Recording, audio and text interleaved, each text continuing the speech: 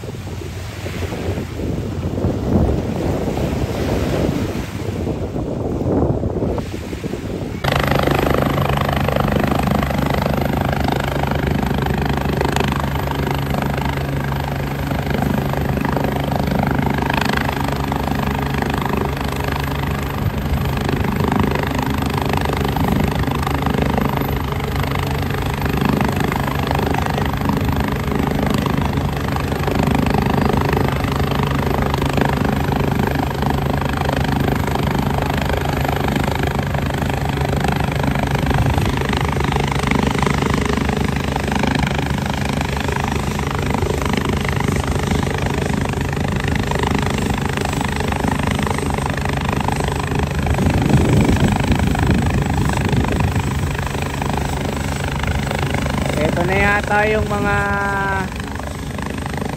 ano natin, magbabantay sa West Philippine Sea mga kababayan. Naka-ready na po yung Philippine Navy natin. Ito na, dala-dala yung super power na naval ship. Napakalaki mga kababayan.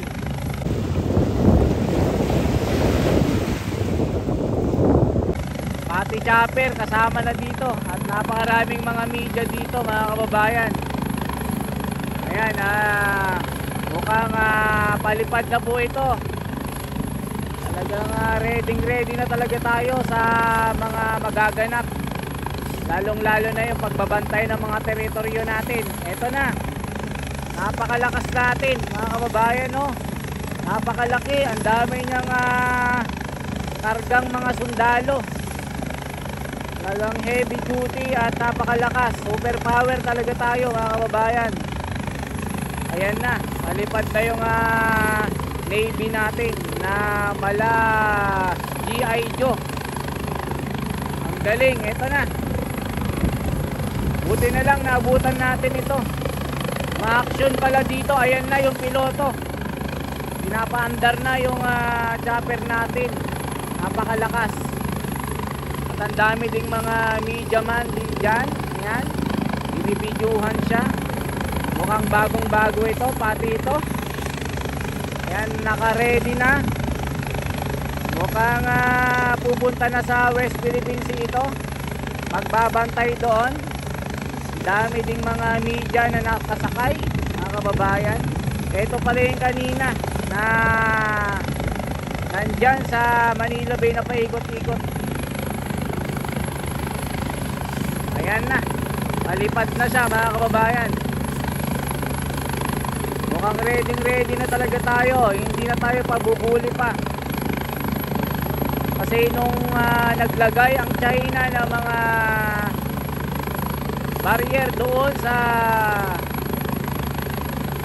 sa teritoryo natin sa West Philippine Sea, ay tinanggal ng Philippine Coast Guard. At talagang walang palag yung China. Kaya ito, nagre-ready na. Ito na, papunta na sila mga kababayan. Napakalakas natin. Yan na. Pagka sa habulan, panalo tayo. Pati yan na, oh. Kitang-kita nyo, napakalakas. Yan, umaarangkada na. Paikot-ikot siya mga kababayan. Napakalaki niya. Ayan na, palipad na siya. Parang nasa pelikula tayo. Mala action ito. Grabe, napakabilis.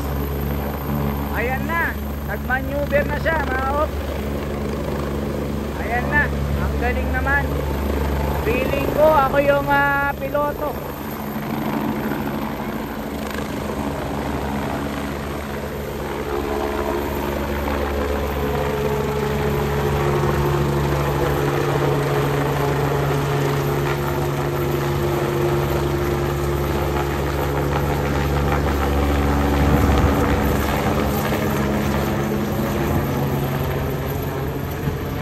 Umalis na mga kababayan, patungo sa West Philippine Sea yata ito. So yung barko naman natin ito, napakalakas. Ayun oh. Mukhang may programa dito kanina, hindi natin na abutan. So ngayon, eto sila, napakarami nila. Napakalaking barko ito, mga kababayan. Mukhang panghabulan yung postura at heavy power. Ang galing eh. Yan na, ang daming tao oh. Mukhang may programa dyan hindi tayo nakapunta. Kitang kita nyo mga kababayan ang pagbabago ng mga armas natin, yung AFP natin. Talagang super power na talaga tayo at meron na tayong ibubuga talaga. Talagang hindi na tayo pabubuli pa sa ibang bansa. Napakalaki ng ano natin, barko natin, ang daming sakay oh. Talagang yung mga media yata ito mga kababayan. Nakita lang naman natin dito sa pinaka pasyalan yung Philippine Navy, yan sila. Mukhang tapos na yung programa.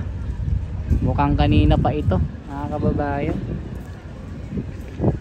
Kasi may kaganapan kasi sa West Philippine Sea yung nilagay na harang na pang ano ng China doon, pinatanggal ni Pangulong Bongbong Marcos. At yung mga mangingisda doon, harang yun sa kanila at hindi sila makapangisda ng maayos. So nung pinatanggal ni Pangulong Bongbong Marcos, maayos na. At nung nakaraan, hinahabol pa ng China yung mangingisda natin mga kababayan. Pero ngayon makikita nyo talaga talagang napakalakas natin. Hindi na tayo hindi na tayo papatalo dito. Hindi na tayo pabubuli pa dito mga kababayan. Hindi na tayo papatalo dito. Kita nyo talagang naka-ready talaga sila oh. Diba? Kita nyo naman oh.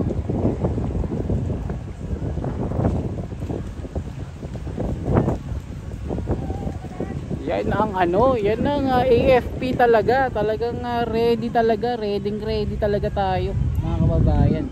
So sana po mga kababayan, i-like, i-share natin po itong kaganapan dito. So talagang makikita natin yung lakas ng AFP. Nararamdaman na natin na lumalakas tayo. Kaya salamat po, pa-like po ito, pa-follow ng page natin, yung The Wonders Philippines at Esme TV ko na YouTube. Salamat po mga kababayan.